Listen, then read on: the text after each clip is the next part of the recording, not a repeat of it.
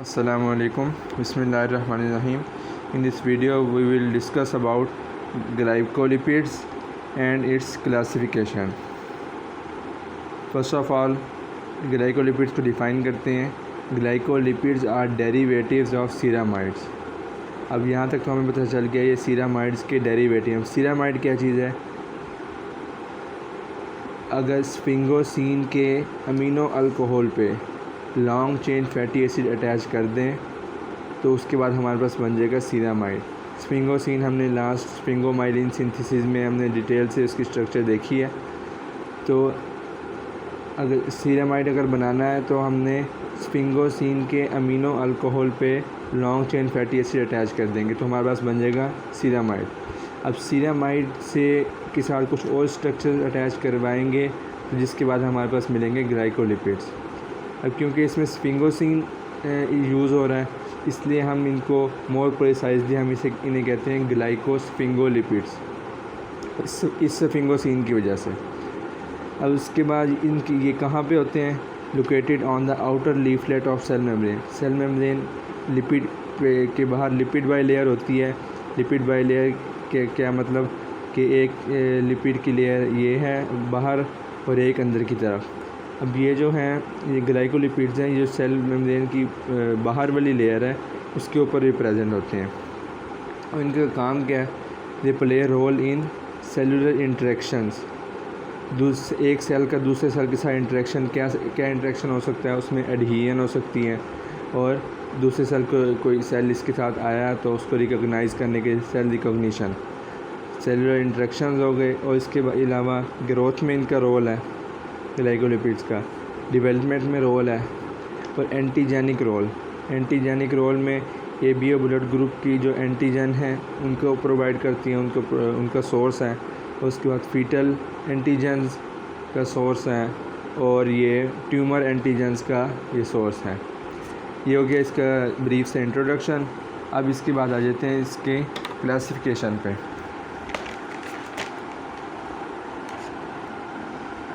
Glycosphingolipids को हम mainly दो क्लासेस में डिवाइड करते हैं, एक न्यूट्रल और दूसरी एसिडिक. अब ये फर्दर आगे इनकी टाइप्स हैं. सबसे पहले हम देख लेते हैं न्यूट्रल की आगे फर्दर क्या टाइप्स हैं. न्यूट्रल की फर्स्ट टाइप है वो है सेरिब्रोसाइड्स और सेकंड टाइप है ग्लोबोसाइड्स. अब सेरिब्रोसाइड में क्या है? हमने देखा था कि हम डेफिनेशन में देखा था डेरिवेटिव्स ऑफ सीरामाइड. डेरिवेटिव्स में क्या है कि सीरामाइड के साथ कुछ चीज़ें अटैच हो जाएंगी तो उसके बाद ये ग्लाइकोलिपिड्स बन जाएंगे. अब सेरिब्रोसाइड में सीरामाइड है. सीरामाइड हमारे मेन चीज़ आ गई. सीरामाइड के साथ हमने मोनोसैकेराइड ऐड करवा देना है. सीरामाइड और मोनोसैकेराइड जब मिलेंगे तो ये हमारे पास क्लास बन जाएगी सेरिब्रोसाइड्स. अब सीरामाइड है, सीरामाइड के साथ गैलेक्टोज ऐड करवा देंगे तो ये मोनोसैकेराइड है तो ये बन जाएगा गैलेक्टोसेरिब्रोसाइड. इसी तरह सीरामाइड में हम ग्लूकोज ऐड करवा देंगे.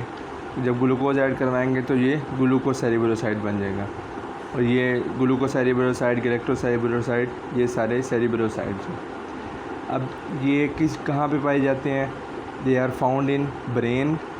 अब सेरिब्रोसाइड्स मतलब कि इसे याद रखने के लिए ये ब्रेन में होता है सेरिब्रम, तो ये ब्रेन में पाए जाते हैं और पेरिफेरल नर्व्स में. उसके अलावा माइलिन शीथ, ये तीनों चीज़ें ब्रेन से रिलेटेड हैं, नर्वस सिस्टम से रिलेटेड हैं. तो ये याद रखने के लिए ये आसान ट्रिक है कि सेरिब्रम सेरिब्रोसाइड ये सारे ब्रेन में पाए जाते हैं.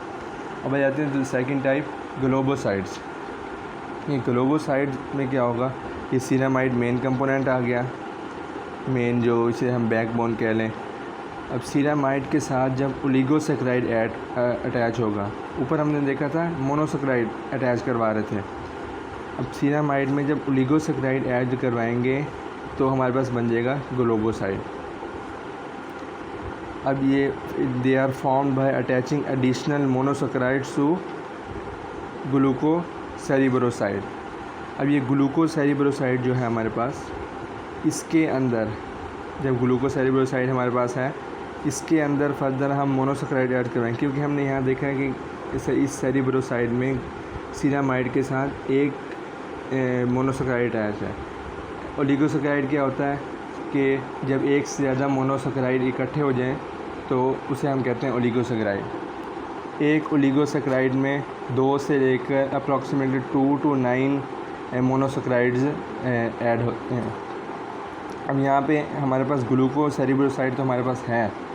अब ग्लूकोसेरिब्रोसाइड में हमने और मोनोसैकेराइड्स ऐड करवाने हैं तो उसके बाद हमारे पास ग्लोबोसाइड्स बन जाते हैं। अब ये ग्लूकोसेरिब्रोसाइड ये जो है हमारे पास सीरामाइड, इसकी हम ये ग्लोबोसाइड की हम एक कॉमन सी एग्जांपल, सिंपलेस्ट एग्जांपल देख लेते हैं। सिंपल एग्जांपल में क्या है, सीरामाइड, ये सीरामाइड आ गया मेन, उसके बाद ग्लूकोज, सीरामाइड और ग्लूकोज मिलके बन गया ग्लूकोसेरिब्रोसाइड। अब इसके साथ एक और हमने गैलेक्टोज ऐड करवा दिया तो ये हमारे पास बन गया एक सिंपल सा ग्लोबोसाइड।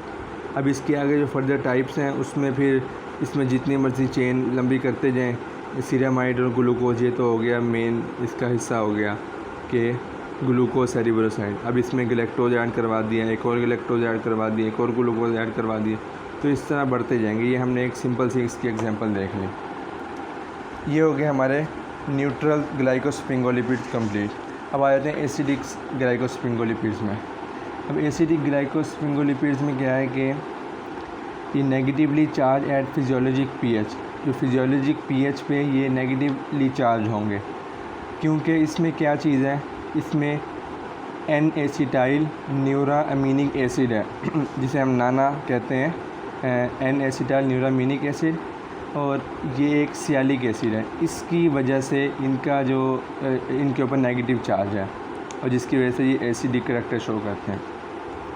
अब इसकी आगे फर्दर 2 टाइप्स हैं, एक है गैंग्लियोसाइड्स और दूसरी है सल्फाटाइड्स।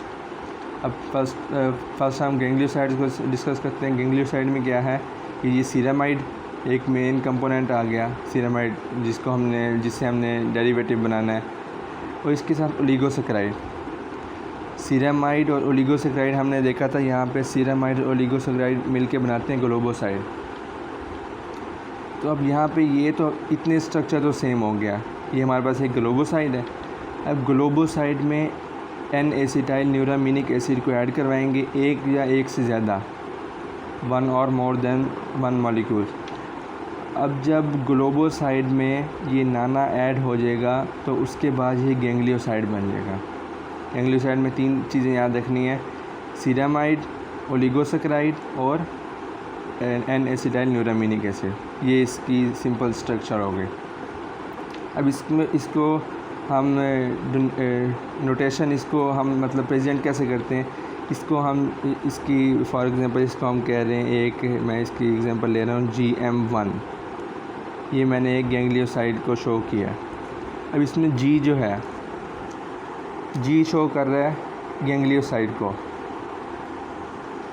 और ये M हो गया DT, M मतलब mono, D di, T tri and Q क्वार्ट्रो।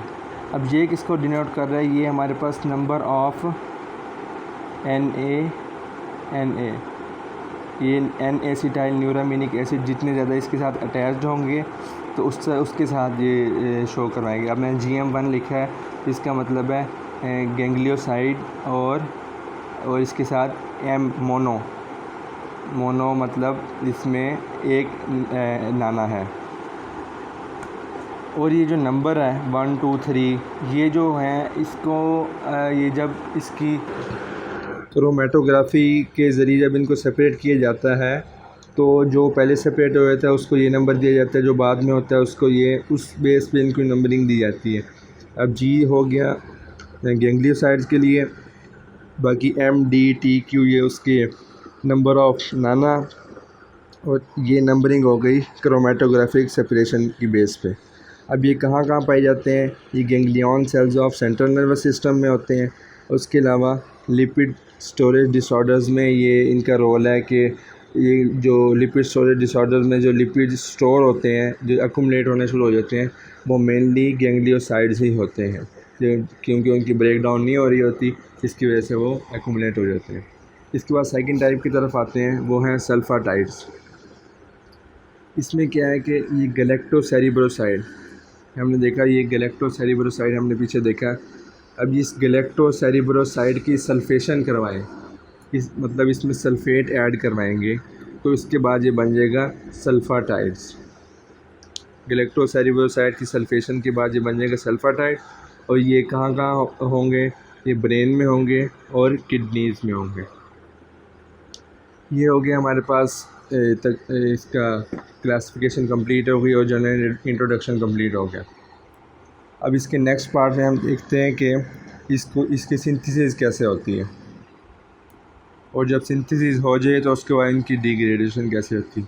So next part में फिर देखते हैं। Thanks for watching.